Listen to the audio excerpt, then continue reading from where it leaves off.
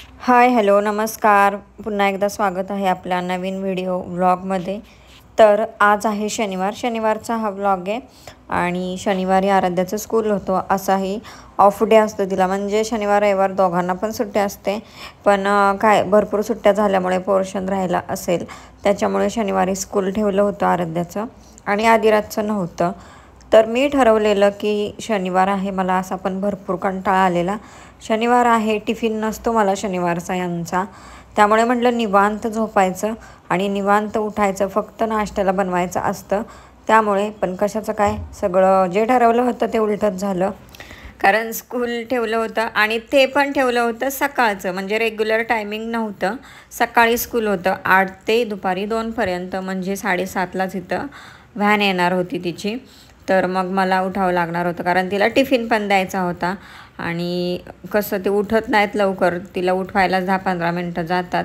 पण ती संध्याकाळपासूनच तिच्या मनात होतं, ती म्हणत होती की मम्मी मी उठणार, मला उठव म्हणून. आणि नेमकं तेच झालं. तिनं ना 5 वाजता बरोबर उठली होती ती आणि मम्मी म्हणली उठ, जायचं आहे ना आपल्याला स्कूलला.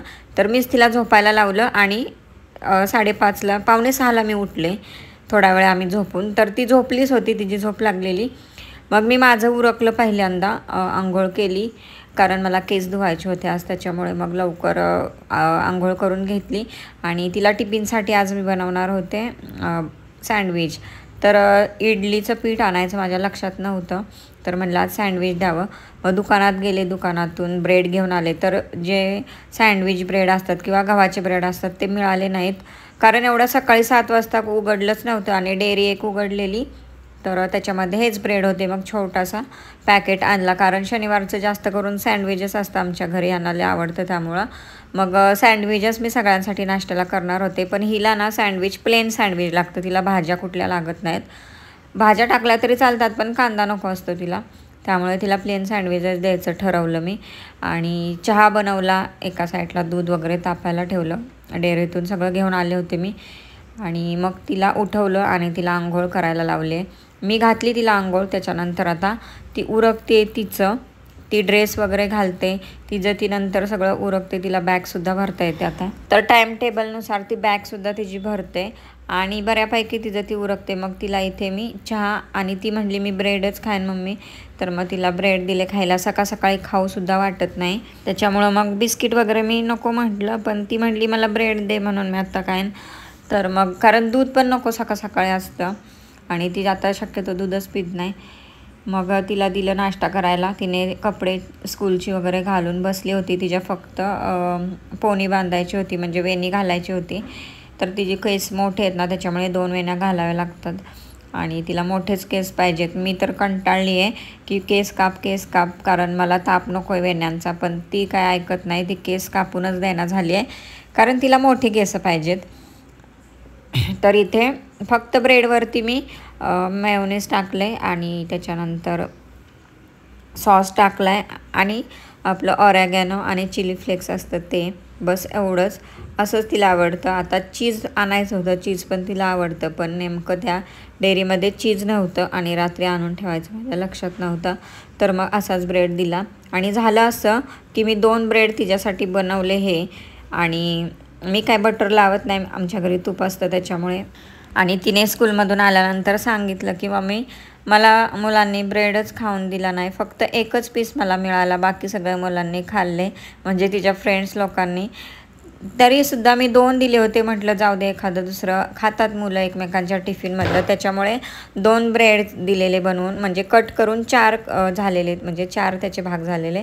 तर ती म्हटली मला एकच खायला मिळालं. तर मी म्हटलं आता जाऊ दे, खाऊ दे, मग काय करणार ना, मुलं एकमेकांच्या टिफिनमधलं खातातच, त्यामुळं थोडंसं असं काय असेल तर एक्स्ट्रा द्यावंच लागतं जे मुलांना आवडतं. आणि हे सँडविच तिला पण भरपूर आवडतं आणि आदिराजचा काही प्रश्नच नसतो, तो सगळं खातो, म्हणजे त्याला जे आम्ही खातो ते तो पण खातो. आणि ही जीच जास्त नाटकं असतात, कांदा नको, कोथिंबीर नको. मग ती नाश्ता करत तोपर्यंत मी पटकन ब्रेड बनवून घेतला आणि टाईम तर एवढा पटपट जात होता ना, माझी खूप गडबड झाली. आणि तिने 2 ब्रेड खाल्ले चहाबरोबर आणि परत मला म्हटली की मला सँडविच ब्रेड पण करून दे, मला आत्ताच खायचं आहे. तर मी म्हटलं अगोदर सांगायचं ना की तुम्हाला आत्ता इथे पण खायचं आहे, मग मी 3 बनवले असते. कशाचं तिनं पटकन बनवायलाच लावलं. मग पटकन एक तिच्यासाठी परत एक सँडविच सेम बनवलं आणि तिला खायला दिलं. अक्षरशः गरम गरमच तिनं खाल्लं, कारण 5च मिनटं राहिलेली व्हॅन यायला. आणि मग तिला फुकून फुकून मी दिलं आणि फायनली ती बरोबर गेली.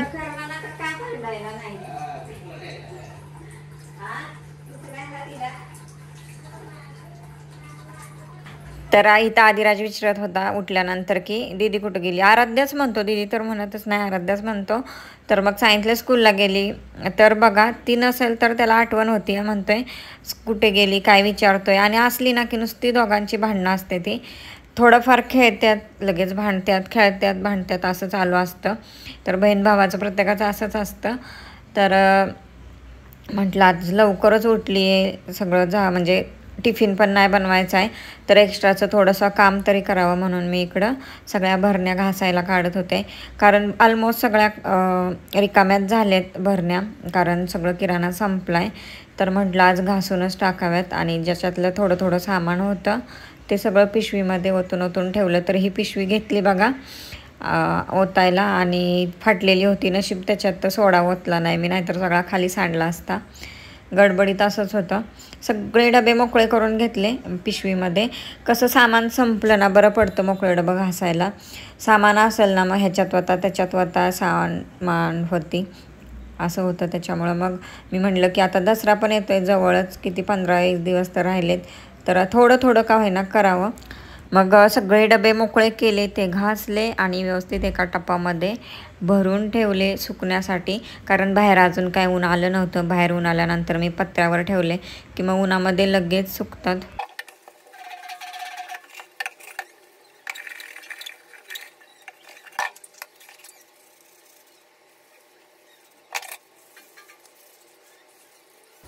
त्याच्यानंतर घेतलं मंदिर डीप क्लीन करायला. सगळं झाडून घेतलं अगोदर कपड्यानंच म्हणजे, आणि त्याच्यानंतर ओला कपडा करून पुसून घेतला. आता माझं मंदिर आहे लाकडाचं, त्याच्यामुळे पाणी वगैरे लावता येत नाही. तर बऱ्यापैकी बाहेरून आणि आतून सगळं व्यवस्थित साफ केलं आणि देवपूजा मस्त अशी करून घेतली. त्याच्यानंतर आणले होते कांदे, तर ते पण म्हटलं लगेच व्यवस्थित ठेवावेत साफ करून. एकदा एक काढलं ना काम की मग वाढतच जातात ती कामं, आठवत जातात आणि ती मग करावीच लागतात. तर कालच आणले होते, तर म्हटलं लगेच आठ ठेवून द्यावं. राहिलं एकदा की तसंच राहून जातात. आणि पोतच सुटत नव्हतं, म्हणजे त्या पोत्याची गाठं सुटत नव्हती. लय प्रयत्न केले, मग नंतरनं चाकू घेतला आणि चाकूनं खोलली. म्हटलं कापून पण काय फायदा नाही. मग सगळं कांदं टरफलं काढली, व्यवस्थित साफ केले आणि मग कॅरेटमध्ये भरून ठेवले. तर दरवेळेस मी सांगत असते की कांदा आणि लसूण जास्त प्रमाणात असतो माझ्याकडं, म्हणजे जास्त आणतो. त्याच्यामुळं मग मला ते स्टँडमध्ये ठेवून जमत नाही. स्टँडमध्ये कसं थोडंसंच बसतं, कांदा लसूणचं जे स्टँड असतं. असं कॅरेटमध्ये ठेवलं ना भरपूर कांदे आणि लसूण पण बसतो. तर लसूण पण त्या दिवशीच आणला आहे भरपूर असा, तर तो त्या दिवशीच व्यवस्थित ठेवला आहे, त्यामुळे तो काय साफ करायची गरज नव्हती. कांदेच साफ करायची गरज होती. आणि कांदे किती महाग झालेत, इथे 60 रुपये किलो कांदे आहेत. आता कधी कमी होत आहेत काय माहिती, पण कांदे तर रेग्युलर आपल्याला जेवणामध्ये लागतातच. त्यामुळे मग मला एकदमच मी आणत असते जास्तीचेच कांदा आणि लसूण. आणि नॉनव्हेज जिथं असतं, नॉनव्हेज आपण तर आमच्या घरी भरपूर असतं, त्याच्यामुळे कांदे पण जास्त लागतात. तर आत्ता वाजलाय 1:30 आणि सगळं काम झालंय, फक्त भातच आज बनवलाय आणि रात्रीचं आमटी आहे त्याच्यामुळं. आणि सँडविच खाल्ल्यावर कसं भूक नाही जास्त लागत. कपडे धुतलेले, आज कपडे होती स्कूलची वगैरे, दोघांचे असतात ना शनिवारी, तर सुकत घालायचे कपडे फक्त आणि जेवायचंय. तर आराध्याचं स्कूल 2ला सुटणार आहे, 2:30ला येईल ती. तोपर्यंत आम्ही जेवून घेणार आहे, आधी बाहेर खेळतोय. तर आता इकडं बघा पावसाचं वातावरण झालंय. सकाळी कडक ऊन पडलेला, म्हणून इकडं डस्टबिन धुतलेला, सुपली, त्याच्यानंतर ही डब्बे सकाळी घासलेलं सगळं उन्हात ठेवलेलं, ऊन पडलं म्हणून म्हणलं सुकल लवकर. तर बारीक बारीक पाऊस पडायला लागला, तर पटकन आज घेते. तर डबे घेतले, सुकले डबे, पण झाकण काय काय पालती राहिलेली त्याच्यामुळं वल्लीच राहिलेत, गर्दी झालेली टपात. तर आता इथं ठेवले फॅन खाली, आणि हे जे काय डब्यात सामान होतं ते एका साईडला ठेवले. ते आधी बाहेर खेळतोय सायकल. आता जेवून घेते मी. तर डायरेक्ट संध्याकाळी व्लॉग घेतला आहे आणि कोणच नव्हतं जेवायला, हे पण येणार नव्हते. तर मी माझ्यासाठी बनवलेली कढी आणि भाकरी, आराध्या आणि आदिराज काकींच्या इथं दोघं पण गेलेली. तर असा होता आजचा छोटासा व्लॉग. आवडला असेल तर नक्की लाईक करा आणि चॅनेलला सबस्क्राईब करा. बाय.